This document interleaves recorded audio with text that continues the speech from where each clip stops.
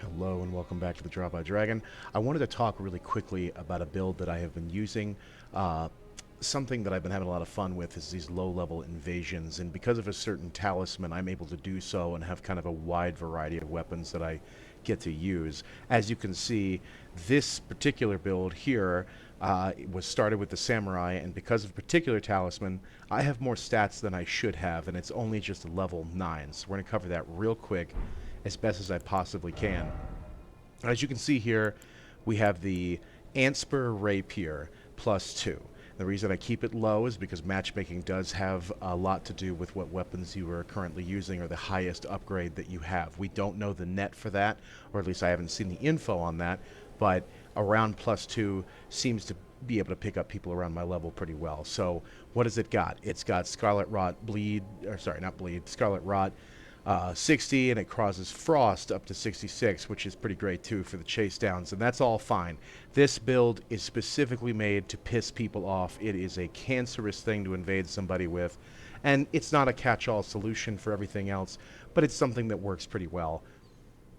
You give them the quick 1-2 with these rapiers, and you just kind of go crazy with it, and you do what you want to do. I can finish people off with the pulley crossbow. If you really wanted to be as just scummy as possible, you could get yourselves bolts that have bleed on them, the bleed bolts. I know they have a name, it's special, it's whatever, but they exist, and they can damn near one-shot people with the bleed procs. It does a ton of damage. This one's currently unupgraded, and that's fine.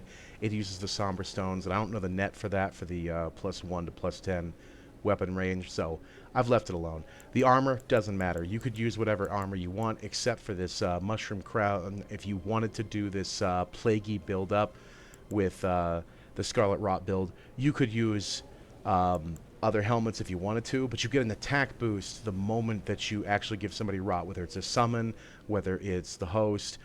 It could even be yourself. If you get Scarlet Rotted or you get poisoned anyway, you also get a bonus from that. There is also a talisman, which gives you more attack rating. I don't have that talisman at the moment, nor do I think I even need it because of the amount of damage I do already.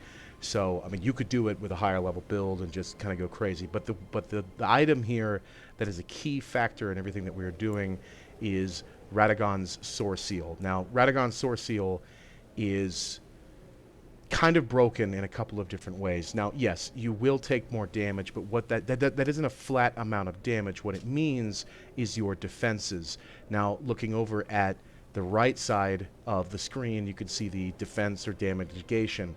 I have pretty high defense because of the Dragon Crest Great Shield talisman, but it would be even higher. I'll go ahead and remove it.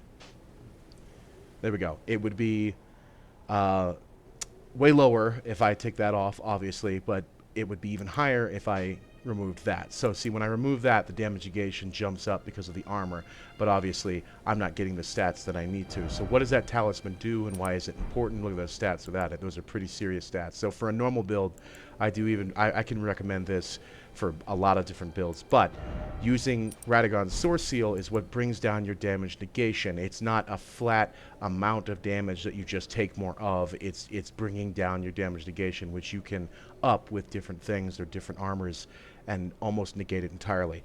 What does the Source Seal do other than that? It greatly raises attributes. Well, the biggest thing about that is getting your physical attributes, that is your vigor, endurance, strength, and dexterity, up by 5. That's right, 5. So that is a huge bunch of level ups that you don't even have to do because you just have this talisman equipped.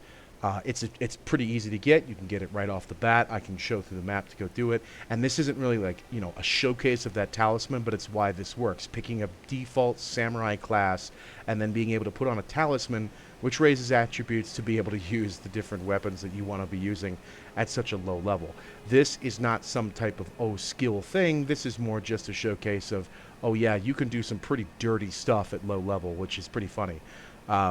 And a lot of us like to be assholes, and that is just that. So what I'm going to do is I'm going to link in the description, and I'm going to link in the comments section a video to a live stream, which is on YouTube. You're not going to Twitch or anything, of a stream that I did mostly using this build and just being a complete, jackass, scarlet rotting people, frost step, all that stuff. Just giving them the business and laughing about it because there's not a whole lot that they can do if they're not prepared for it. Now, if you're running a low-level build, you're going to run into summons that are not scaled down properly. They're going to two-shot you. It's going to happen. You just got to deal with it, and that's what it is. But to get that source steel, to get your low-level builds running, all you really have to do is go to the third church right over here. I didn't even bother picking up the map marker because, you know, PvP man doesn't care.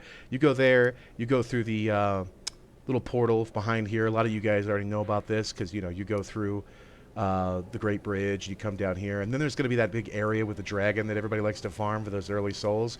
The tower that the dragon is by, it's in that tower, and if you just speed run through some of the enemies, you can grab it from the rafters pretty easily. Like, I'm not going to go into the whole thing, but you can get it right off the bat. That's how early you can get it. For the different weapons that you'll be using, that's up to whatever your friends want to drop you or whatever you're willing to deal with at level 9. I was able to get through the first and second area to get the different, you know, talisman equips that I wanted pretty easily. So I was able to do that even at level 9. Like, it wasn't that big of a deal, especially if your friends drop you some things. But that's the kind of build that we're looking at here. It is cancerous. It is terrible. And really and truly, the build name is Double Barrel Pink Eye. I don't care what's going on with it. It's just for fun. High level PvP is a mess right now, so for this, it's just trying to make people's copies turn into pre-owned copies. That's it. That's all it's for. But nothing is super needed on that kind of explanation when I have those live streams there. I go into a little bit more detail, and you can see it in action there. And this is just a quick video to talk about those two things: how I'm doing it, why it's a thing. You know, I can put on pretty heavy armor because of the Great Jar Arsenal. That's a really easy thing to find and equip. You can even cheese out the summons to die that you need to in front of the Great Jar. So it's not even like a thing. All of this stuff you can get pretty early, excepting the pulley crossbow. And whatever weapon that you want to use on something that, you know, you can do with the 17 strength and 20 dex, you could do it. I chose to be a dickhead and ask my buddies to drop me an Antspur rapier, and I just go to town with it, you know, power stanced and all that. Another thing that you could add to your shield is the Curian Retaliation, which is just so great at low level because, boom, you get your spell parry, and it gives you the glint swords above it, and you just shoot them down, and it's just hilarious because they're mostly just casting glintstone, you know, stuff at you. They're not shooting the world at you. Their summons might be, but, you know, the host isn't, and it's just hilarious. So if you're an asshole like me, builds like this might intrigue you.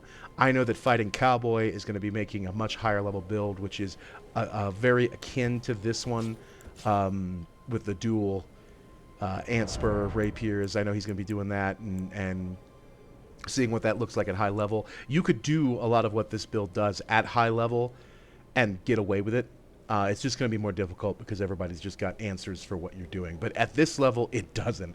And it is just a shit show, and I love it. So thank you guys for watching. Check out the description and the comment section for the links to the other two videos. Sorry if I'm kind of rushing this through. I just kind of realized posting the live stream without much of an explanation on what the build was or why I was doing it is, you know, or how I was doing it wasn't very, you know, good. So I decided to do it with this. Thank you guys for watching, and I will see you guys next time. Goodbye.